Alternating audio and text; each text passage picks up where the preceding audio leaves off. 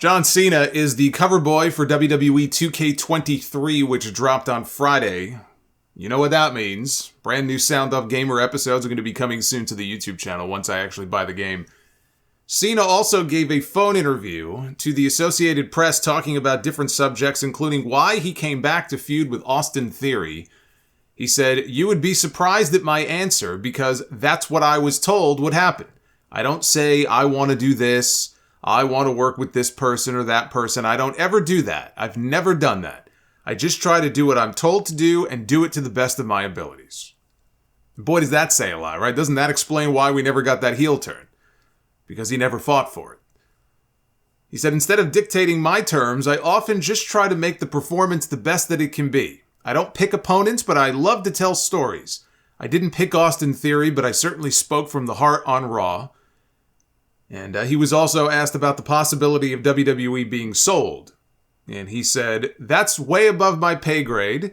I don't know what's going on with that. I love Vince McMahon. He is everything that you could want in a great friend, business partner, father, and mentor. I love the man. But his business dealings are his business. And what he shares with me, that is between us. But I don't know what's going on with the corporate structure in the WWE or the creative direction of the WWE. But when I am there as a performer, it is the Roman Reigns show. In my mind, he needs to be in the conversation, and in my mind, he is the greatest of all time." Now that is a major compliment coming from the man who was on top in that company for over a decade. John Cena is the one who, when he comes back, Vince would have, and even now Triple H has the announcers saying that Cena is the greatest of all time. And here's John Cena calling Roman Reigns the GOAT. Roman Reigns is not the greatest of all time. But if you want to say that he belongs in the conversation, by the time he's done, he may be there. And yes, he has been the face of the company at a time when they are making more money than they have ever made before, although it would be misleading to suggest that Roman Reigns is entirely the reason for that. I mean, this company was making more money than they ever had even a few years ago, when they were making a lot of very stupid creative decisions. They were making money in spite of themselves.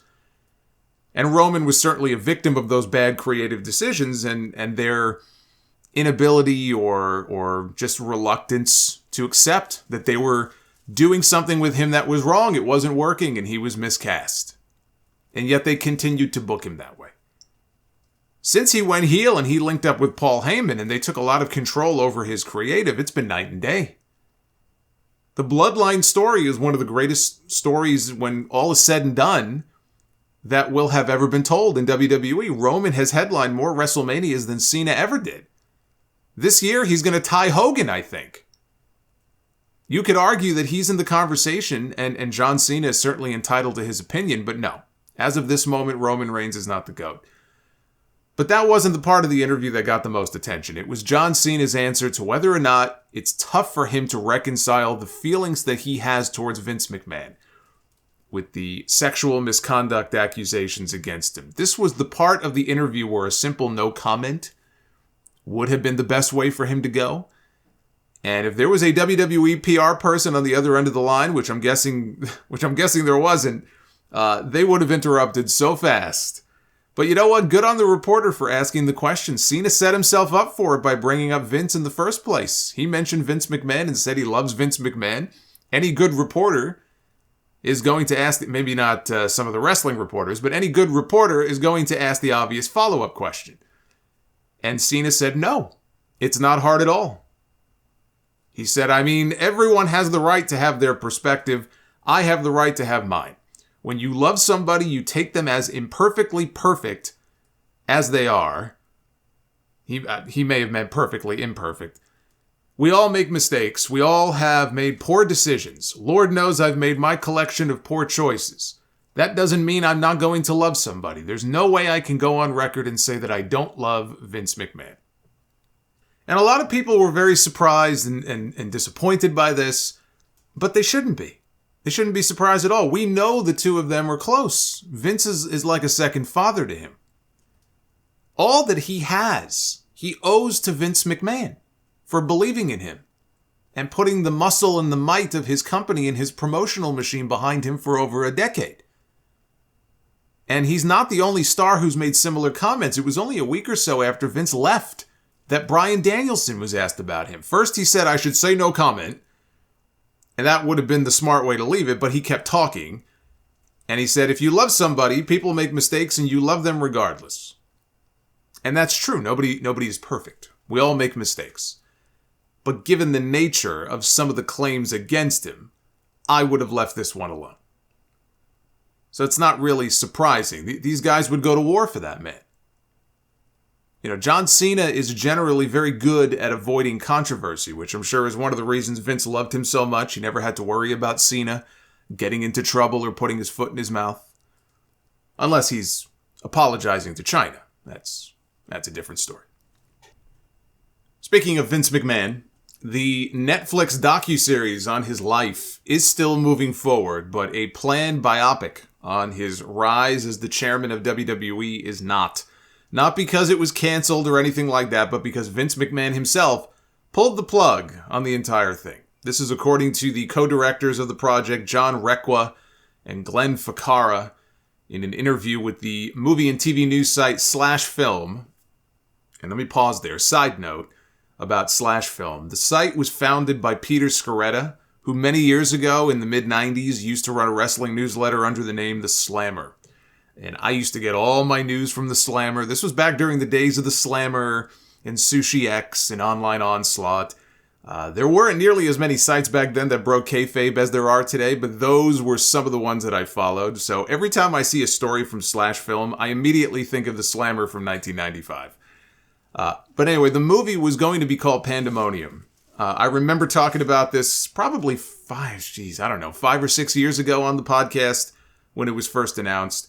The script for the film was originally written outside the control of WWE. Eventually, they brought the film in-house under WWE Studios, and the role of Vince McMahon in the film was offered to Bradley Cooper. But ultimately, it never went anywhere. The reason for that is that Vince killed it. And Requa told Slash Film, we have never in our career had the studio.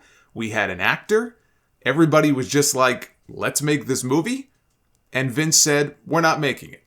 So yeah, we are on a very long list of people who got fucked over by Vince.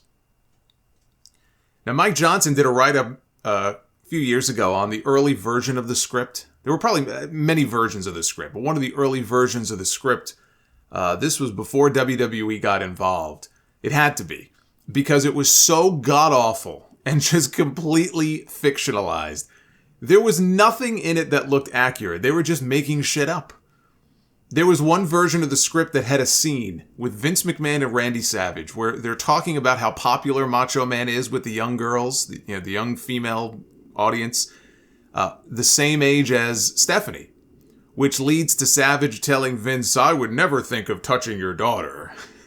Obviously playing off the rumors about them. Like, how would that even come up? If I was to suspend my disbelief and imagine this conversation actually taking place backstage, how would that even come up? Who would ever say something like that? So, as if there was any chance in hell that that would have made it into the final script. It was for the better that Vince killed it off. I think that's the best booking decision he's made in years. And from the best booking decision, we go to one of the worst. One of his worst.